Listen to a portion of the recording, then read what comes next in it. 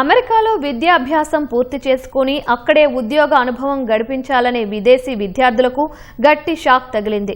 Student వీసాల్లోని optional practical training OPT విధానాన్ని కొందరు విద్యార్థులు యాజమాన్యాలు అక్రమ మార్గాల్లో వాడుకుంటున్నట్లు అమెరికా ఇమ్మిగ్రేషన్ విభాగం ఐసీఈ గుర్తించింది.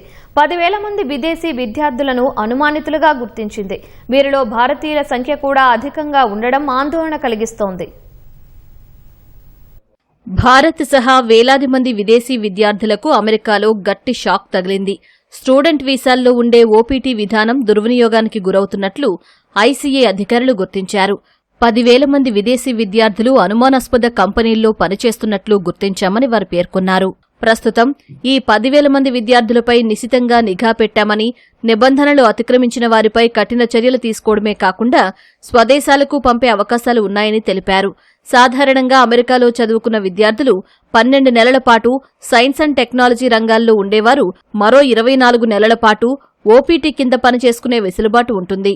ఇదే క్రమంలో చాలా మంది H-1B వీసాలకు మారుతుంటారు. ప్రస్తుతం ఈ విధానం మోసాలకు అయస్కాంతంలా మారిందని ఐసీఈ యాక్టింగ్ డైరెక్టర్ టోడ్ లియోన్స్ మండిపడ్డారు.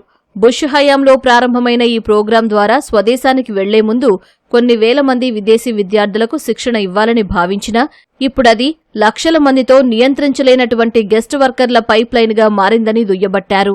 విద్యార్థి వీసాల ముసుగులో నిఘా, బయోలాజికల్ బెదిరింపులు, మేధో సంపత్తి చౌర్యం, ఎంప్లాయ్మెంట్ ఫ్రాడ్, చివరకు అమెరికన్ వృద్ధులను లక్ష్యంగా చేసుకునే స్కామ్స్ కూడా జరుగుతున్నాయని అమెరికా తెలిపింది. ఫెడరల్ అధికారులు క్షేత్రస్థాయిలో తనిఖీలు నిర్వహించినప్పుడు షాకింగ్ విషయాలు బయటపడ్డాయని పేర్కొంది. అమెరికాలో ఓపీటీ లబ్దిదారులను భారత్లో ఉన్న ఉద్యోగులు మేనేజ్ చేస్తున్నట్లు తేలిందని ఐసీఈ ఆరోపించింది. అమెరికన్ ప్రజలు ఎంతో ఉదారతతో విదేశీ విద్యార్థులకు తమ విద్యా వ్యవస్థలో అవకాశం కల్పిస్తుంటే ఇలాంటి మోసాలకు పాల్పడడం సరికాదని పేర్కొంది.